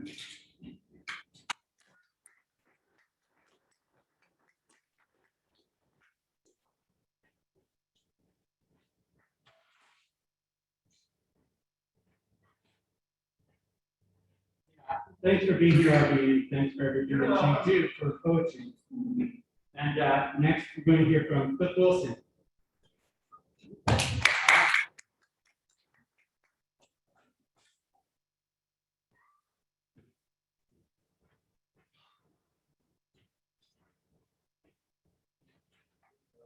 I read this years ago here, and it occurred to me that since that time, there's maybe two, maybe three people in the room that actually heard this one before. It's something about. Yeah, I'm going to the other question today. Okay, here we go. So it's a little bit of a crucible for me. Unlike somebody said that, you know, they're writing in first person and figured, who am I talking to? I'm actually writing this in the first person, but it's about me. Anyways, the Hall of Shark. You step into the passage through the open, a vacant picture frame. The shattered glass of the pane, floating, reflecting, tracing rainbows across the limestone walls. With the gentle prick, the sharks cut almost tenderly. The heel of the poison is already set. Whispered intonations echo down through tightly woven layers. The tales they tell well should be heard, but not with a simple pace. Bas reliefs carved in the walls depict it all from the beginning of the play. Legends of saints and martyrs here are all engraved. And the only lamp to light your way is the eye of the beholder. From 20 centuries they are crumbling now, and facing piles the 12 apostle statues, preceded by the Baptist and the Mother, with Lazarus and Magdalene at Rose End. Down there, the massive tome on a granite table lies open, and hovering above the pages, a sharpened quill is still recording. But a page of history fades away, the more it's read, it blurs to gray, which once was lit with fire. Caught in the act of seeking light or loving darkness, endless sky hides, gaze straightway to where your byways are crooked, reminding you of younger days spent in dissipation, losing your chances to perfect the art of conscience. Why should the earth show mercy now when once you judged it so harshly? And were you so marred by that oracle's misplaced heart that fluttered fleeting into the sun? This alone is real, for you alone are witness. Within the earth, the hall runs down to the chamber where it ends. The apex is open to shafts of sun, to turning stars, to coming in the snowfalls. The urn-shaped wall is painted midnight blue, lit softly by a silvery glow from the place in front of you. There, nestled in the moss, lies a translucent ovuloid, like polished hematite. 'Tis the angel steward shard, self-dispelled through the chrysalis. Its out of the clues, hovering like the broken glass. The subtle twitch on the unspreading face sends you scurrying. But in your haste, a passing shard finds your heart unguarded, causing a wound that opens with that turns to a scar before you reach the threshold. And what's on the place, you procure a pain, and pocket tight around the frame. And on the glass you paint the woman, wrapped in a mantle of black and silver.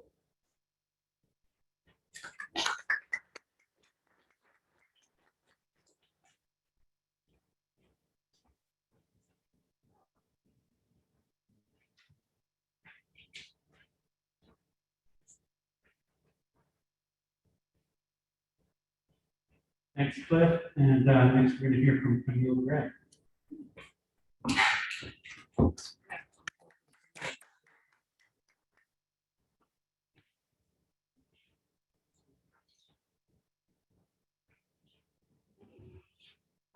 So before I start, I'm gonna take a quick poll. How many of you have heard of like giving yourself an affirmation or daily affirmation? And how many of you guys actually do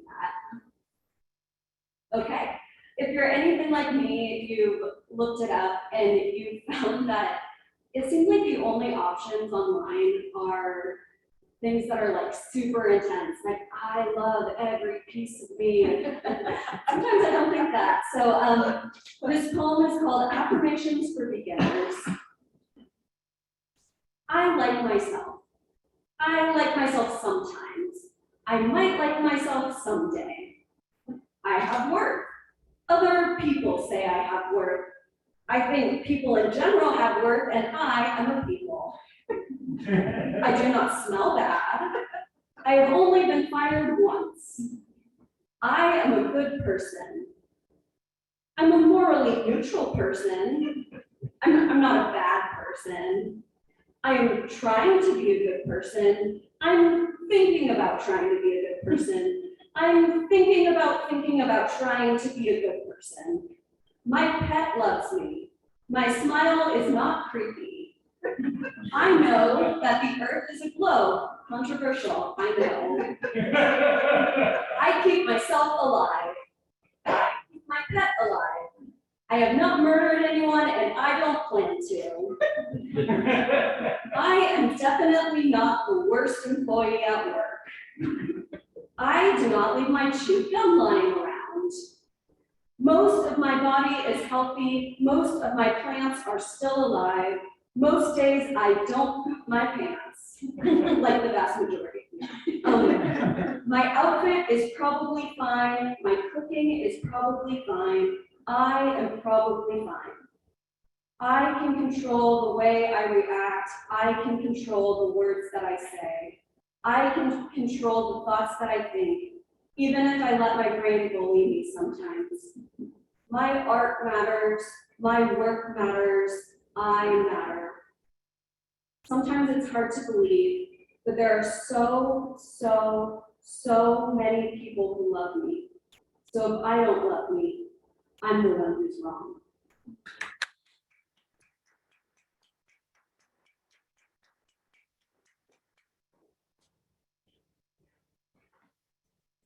Thank you, Camille. And next, I'd like to say hi to our old friend Russ. Come on up, Russ.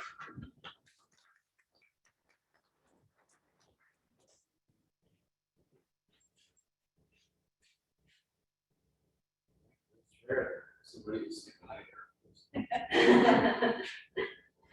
So have you ever had a part of you betray you such that it actually helped you succeed in some other way? Okay, so I'm coming up 50 and I've known probably for about 5 years, so eventually need glasses for reading.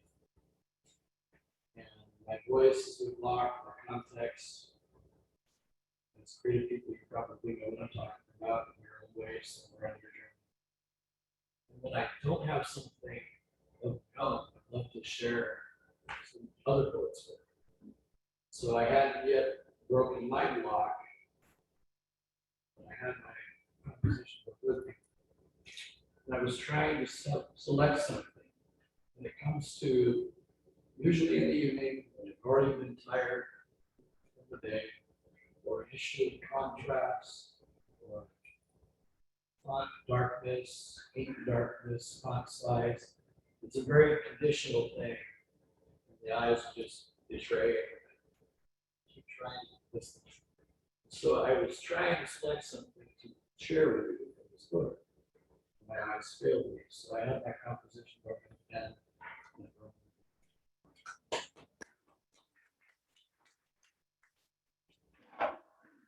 So that's just, I love to philosophize and thinking about how something failed me, but yet it actually facilitated breaking up. I drift through a sea of the faces, compass spinning without context. My face has not yet evolved a filter flap, though I wear censure on my mug. Circumstances remain foreign, unknown, unnatural. I am not a bandito, nor am I a coal miner. When I enter the corner store, I'm not there to rob the place. Is my height still registered along the freight? Eyes speak loudly now. Their vocabulary grows daily. They construct complete sentences, proclaiming your Second Amendment does not eclipse my First Amendment. My eyes implore organic connection, and the poet invokes Ginsberg on his line.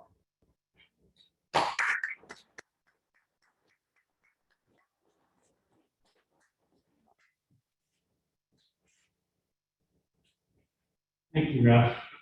I really like this aspect of the poetry community at open mics where people, write during the reading, And there are thoughtless people who scroll through their feeds during readings. I think that's fucked up and they should go somewhere else. But people who are actually working on poetry during readings, that's extremely hip. If you think about it, one of the reasons that you might come to something like this is to be inspired, right?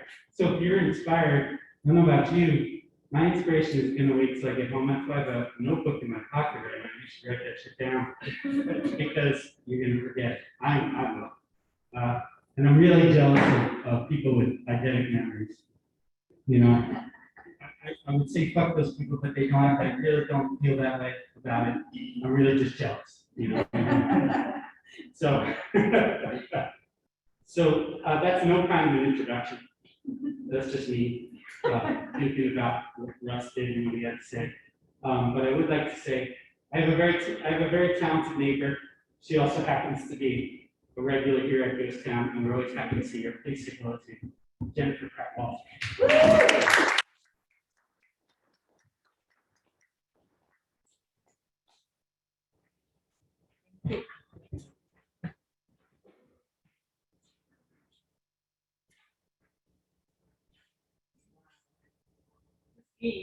Awesome. I changed my mind about what I was going to read.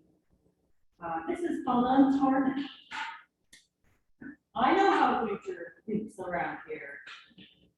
As I make love to autumn once again, winter so brusque, splintered in, wanting to touch my personal space everywhere. Even setting the north wind fingering up my skirt, verifying only autumnal appropriate underwear and my bare thighs. People leaning closer these days. Huddled like sore puffins on the windrock shore, the year's end, the endings written all over the ground. The blackened basil, the comatose lawn. But beneath my boots, all below frost and grubs, wonder of wonders. Grandmother's double snowdrops are already moving up, chiming in with their too white optimism.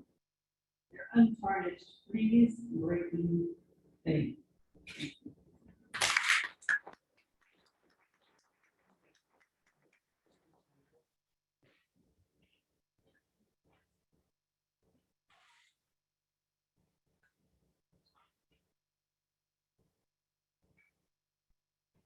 So I realize that my comments earlier may express some of you is kind of negative.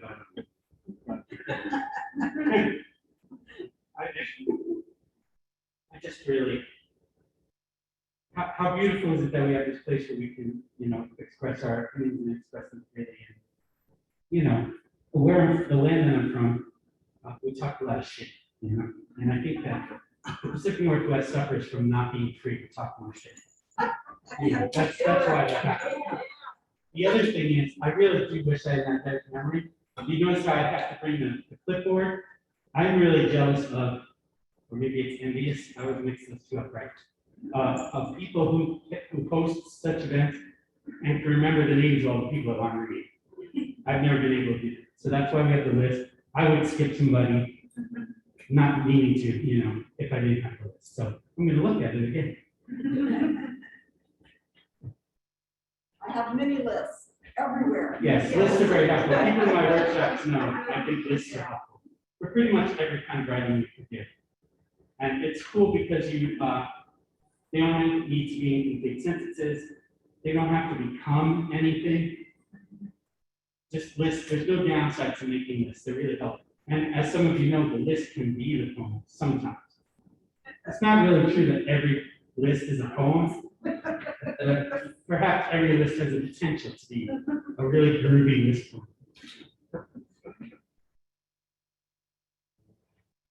Rich or sick? I'm almost there.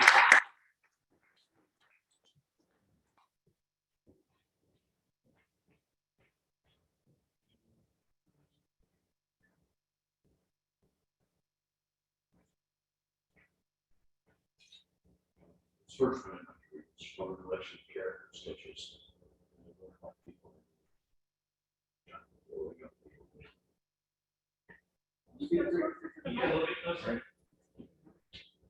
This is titled Elaine Matelski. Elaine Matelski seemed to have sex before I knew what sex was and before ladies were supposed to like it. Jazz. She seemed to like jazz. I never heard it played on a concert. She wore flower print dresses low on her shoulders and long into the night. She smoked no melts. She liked to drink. Cigarettes and free. She had a smile that always made you feel like you were inconvenient, like you had wandered in her opium. Her old man like Martin Sheen. Martin Sheen, the undiscovered. Martin Sheen, red hair. They all screamed Martin Sheen. She seemed satisfied with the dissatisfaction of him. That means she might have drank in the afternoon and danced in a slip by the dishwater mine. Martin Sheen, sweet. Things I suppose she did. Things I suppose she did. I think she made fun of me, right? That's true.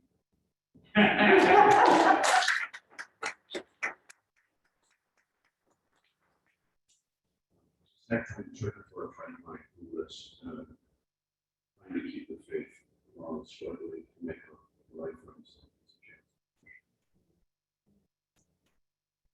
So far, everything looks all right. Looks content to see. The future may be cloudy, but at least the day is bright. The world out of the sleep. If one hand holds money, you know the other holds a knife. Is there anything or anyone we can do? Ain't that a hell of a way to go through life? Always wondering if the world is sleep. 10 kings come in, 9 disappear. You're just waiting for the last one.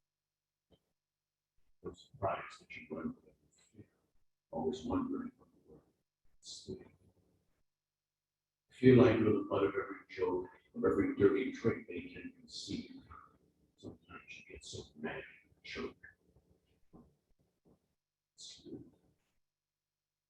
Snake pits ahead, lions at your back, you could die and not a single soul would grieve. Sometimes you freeze right there in your tracks. Sleep. A dime's worth of luck, and a buck's worth of hope. But that's not the state, but you get free. It's a bad way to live. A good way to cope. Sleep. If you wake up feeling good, you give yourself a slap and ask, how can we be so naive? You know, good feelings ain't nothing but a trap. Always got something to sleep. So far, everything looks all right. See, the future will be proud. It makes the days bright. Sleep.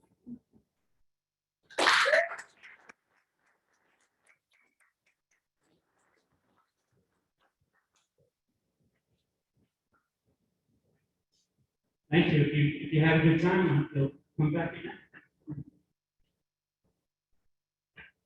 Okay, let's hear it for Erin Aurelia.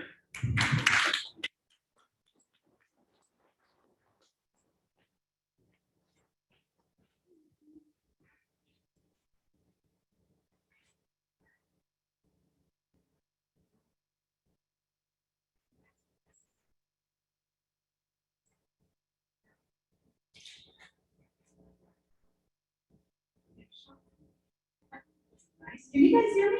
Yeah. Hear me okay? Yeah. Wasn't sure if I was hearing me. I wrote this piece a little while ago. I thought of it the other day because my brother came to town to visit. I hadn't seen him since before COVID. And the last time I saw him, he came down here, which was fun. And we went to Portland to see the Van Gogh show, which was a pretty spectacular experience. I enjoyed that a lot. We both did. The last time I saw him, I'd gone up to Seattle and we spent time hanging out in record stores because he's a records guy, because he actually has a record player. I don't have any of that, so I can't do the purchasing, but I can enjoy being around the creations of music and listening to the music. But it also made me think about the contrast between the tradition of recording music and the tradition, the oral tradition of music. That also made me think about the literary tradition of writing literature and writing poetry and the oral tradition that these all come from. And what I love about readings like this is that we get the best of both. We bring what we write down, but we give it life when we give it oxygen, when we give it air, when we share it. And thinking about that, I wrote this a few years ago while hanging out in the record store. This is called Eternal. We do this like it matters. We write, sing, compose, scratch marks onto paper, vinyl, whatever the hell CDs are made of. We speak into tubes and boxes to hear ourselves squeak out the other side. We please ourselves with proof of our own existence. We placate ourselves with self-referential offerings, feasting on our verbiage and melodies like gods receiving sacrifice at banquet. And we think it means something. These pages, these discs, they are flotsam in the making, destined to turn and twirl on the tides of time. And in the end, is anyone's rhyme really better than anyone else's is? To set it down, to give it form, is to render it corporeal, is to give it death, as all forms are destined to fly apart at their seams someday.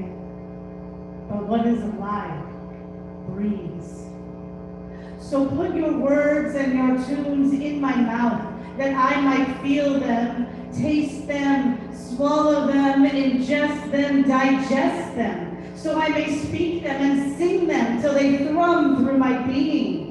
My body will house them, my breathing, gyrating, sweating body, feeding on their ambrosia, drunk on their nectar and stoned on their fire, so that I might then pass them into the mouth of another, and him another, to rear a chain of living flame, defined and bound by the light we create and give away to each other. And in this river of art, we will swim.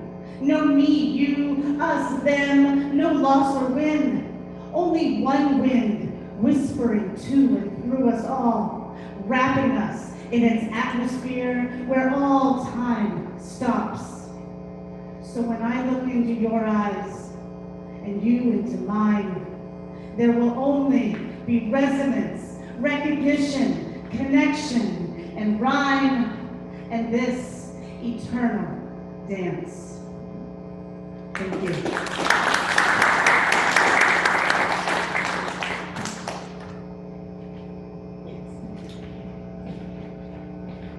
Thanks, Eric.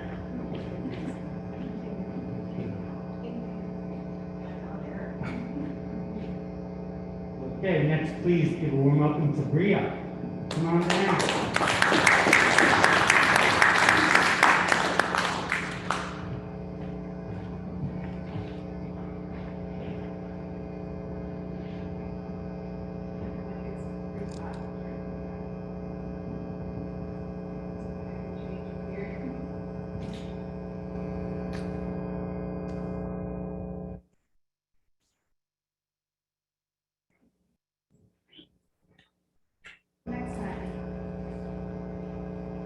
Next time, I will leave that little watch box unhinged, unattended at the gate. Between my stories and your reports, inside the seeds of our sleep, we are both curling up like the bitter brine and a little moat of moon-stained fingers. This is not the oceans. Slowly, slanting and stretching in the dark deep of the sky, there's a narrow fissure where the light gets in. Are we not God, here to make beautiful storms from our hands and mouths? Time will tell if we ask her.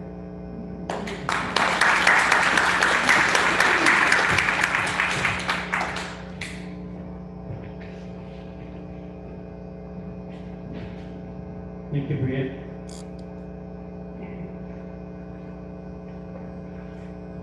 So I had this book about a week ago. It's poems for by and about my son Angelo, as some of you know, because he's been coming to the series since it began. The child care issue, really.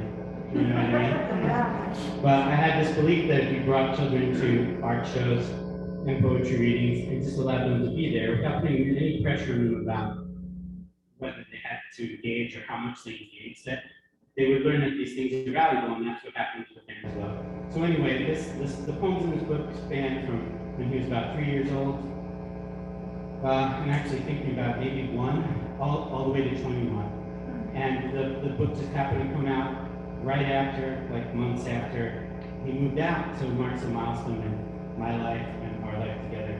So anyway, we're gonna launch it officially for Vancouver at the new, very cool bookstore that's just down the road from here, right on the corner of Birdhouse Books on January 7th. So I'm leading up to that, again, reading some poems from it to close out, because I usually read a few to close them out. I want to thank Lorenger because for years at Ghost Town, maybe it wasn't years, but for a while, I wasn't reading any of my own stuff because I really see this as a service to the community.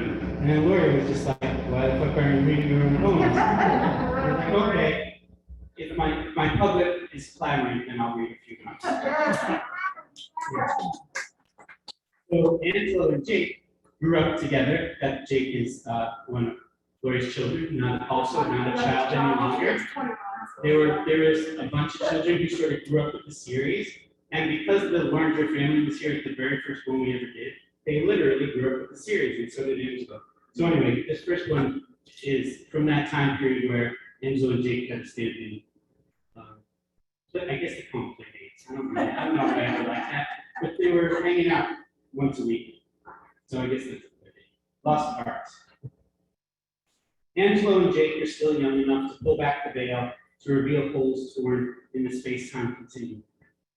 Vanishing fences, unexplained electromagnetic occurrences, ghostly shotgun.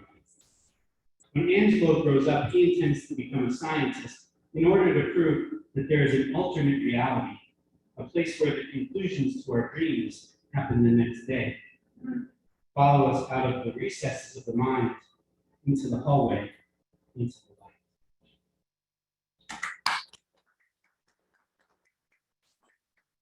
So, I don't say this to be in any way presumptuous, but if any of you got the book already or choose to get it, I'm really curious about what people think about it, because I'm so close to it all that I have no idea, I have no way of assessing this. I only know what it means to me or to me and Angelo. And so anything at all that people are willing to share with me once you've read it, I would appreciate it. So a few entries from Ghost Town, USA. Some of you know, Ghost Town was our sarcastic, Angelo and I came up together, our sarcastic renaming of Vancouver, Washington, which was indeed a ghost town when we first arrived. Some things have changed since then. And then later it became like a badge of honor, the way the state of Portland, we know what you think about us, and everything is just fine. We decided it's okay. We're doing just fine without your constant approval, right? Yeah. So I did a series of investigative poems, like Fish Out of Water, New Yorker, Stuck in the Strange Lands kind of things that I called Ghost Town USA. Here's just a few of the entries that had to do with Angelo. December 21, 2009. After Mr. Yu presents Angelo with his first belt for Taekwondo, white with blue stripe, he tells me that he has enjoyed working with my son, watching him come out of his shell. Mr. Yu tells me that Angelo has a sharp mind and that this is far more important to the martial artist because while muscles can be developed, a strong intellect is much harder to obtain. On our way to Dawn's place, that's his mother, listening to Z100, hoping it's a phase the boy's going through. I am overcome by Jay-Z and Alicia Keys, weeping silently to myself upon hearing Empire State of Mind, dreaming of home, contemplating sacrifice. Number 32, April 8, 2010. On the way home from school, Angelo and I discussed Alice in Wonderland, the new video game. He bought his birthday money because he knows that his dad likes the story. Suddenly, I can hardly even read that out loud. Suddenly, the young man sitting across from us holds out a white plastic spoon and informs us that this is the spoon he used to invent all video games. Though Angelo understands that the stranger is delusional, he plays along. Like God of War and Lego Star Wars, Angelo holds the spoon for a few moments, then gives it back. I guess you'll be needing that comment. Soon the young man begins behaving erratically, reaches into his bag. A rifle manual falls onto the bus floor. I try to get us off the bus quickly, explaining to Angelo that delusional people can sometimes hurt themselves or others, but that this is no reason to humiliate them or mock. I tell him how proud I am of how he handled it. He gets it. Then I explain that some of us believe that there is some truth hidden in the ravings of madmen. As we turn the corner, we hear a sound that resembles a jackhammer and laugh together as we notice a woodpecker perched on a streetlight, tapping away, apparently lacking the natural instinct to tell the difference between metal and wood. And of course, Lori and probably several other people here can explain that to you. Go to New York, I don't know what the hell that was. So tell me about it later, Lori. I hope it's not. It's all about bugs. Is it? Little peck there, which must not be. Okay, all right. All right. One more, Ghost Town USA, and we'll see you now. June 12, 2010.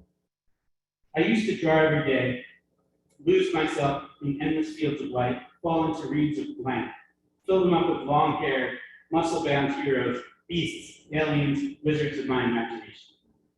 At some point, the images retreated from my hand into my head, where I allowed them more time to spin before releasing them.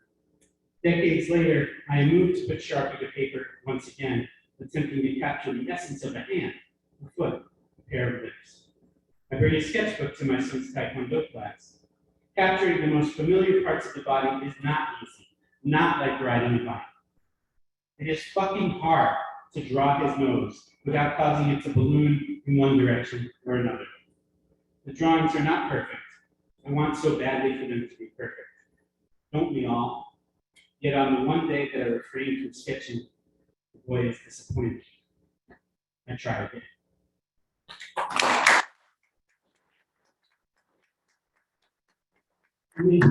So maybe even if you don't know me at all, before arriving here this evening, you can get why. I have no way of even knowing if this is a good book. You know what I'm saying? I know it's going to be a meaningful book to me and my son and our family. So I'm super curious, and I've been doing this a long time. I can handle whatever you have to say about it. I just really want to know any feedback at all people are willing to share. And I think it's going to be fun. It's going to be part of the first Friday art walk when we launch it on January 7th. And Ansel's going to be there. It's hard to track him down these days, right? He's 21, he's doing his own thing. He's doing great. We're going to read on every hour, because I also noticed, because I've been doing the art walk for a long time, that those seem to be busy times. So like 5, 6, 7, 8, we're going to do that kind of thing. And not a long set, just a few poems each at that point, so people can get a flavor of it. And of course, the books will be for sale through Bird House Books. So if you don't have it yet, or you know someone you might want to get it for, or whatever, or just want to check out what we do when we do our thing together, that's January 7th, and we'll be there all night, 5 to 9. I also want all of you to know about Bird House Books because good poetry section, and they told me, I don't remember if this is before or after I brought my own stuff over there, but they told me that their particular clientele, which is new because it's a relatively new bookstore, loves local authors. So like when I bring over a message from Best in a Dream or one of the printed matter Vancouver books, they're like in a couple of days, I'm getting emailing books sold or whatever. So I know there's authors out there, right? And people have chapbooks. Bring your stuff over to those guys because they sell them. They have everything else that a used bookstore has. But their people who come to them really like local and Northwest authors. So there you go. Another place to bring your books. And the couple that runs the place is sweet as can be. Sarah and Lucas, their names are. So anyway, I hope that you'll join me on January 2nd. And I want to say another, yes, Russ, you have a question? There is for Oh, it's really right on the corner. It used to be above Rosemary's, and now it's going to be in the basement. And they have a really big room down there. You're going to be using it as kind of like a performance/gathering space along with all the books in here. Was there? Yeah. Well, anyway, they're doing okay as far as I know, but they changed this to downstairs. I'm sure there'll be signage to lead you down to the stairs. Oh, and there's an old iron door down there. That I think it was like a bank vault of some kind, so it's just like, even that alone is a reason to go. But anyway, support your local bookstore, support Art of Paige, and we'll have a new show on the 7th also. What's the new show in January? What's happening, do you know? Oh, it's the Waste Connections in Park County, who do the Recycled Arts Fair, have agreed to do an artist in residency program, much like Portland did in Metro, where an artist is able to glean materials out of the transfer station and create art. And the artist in residence that is the trial program is Billy. Billy, I know that guy. You know that guy. Yeah, Billy does amazing sculptural work. So, some of it is He here did right these now. benches, Yeah. and then he had that big piece that was here last month.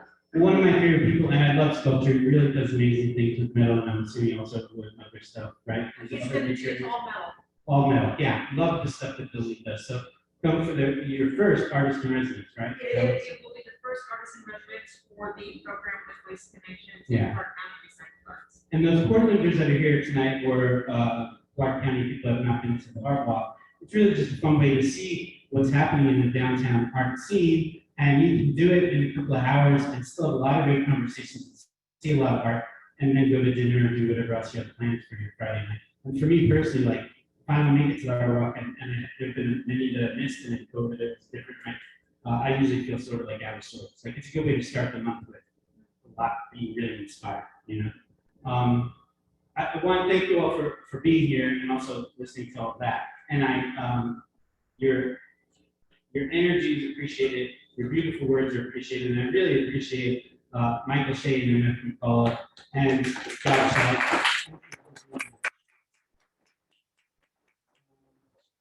So one of the things that I forget is sometimes I forget who's coming out next, so I have no idea. But the place where you can find out, Vancouver.com, Facebook, and also I have a monthly poetry newsletter. So if you want to know about poetry events that are happening in this area, send an email to printermattervancouver@gmail.com and you can find out about upcoming ghost town events and other events that are happening in the area, not just my stuff. So anyway, thank you all for being here, and I hope I see you next month, second Thursday of every month, since 2004. It was really fun. Thank you.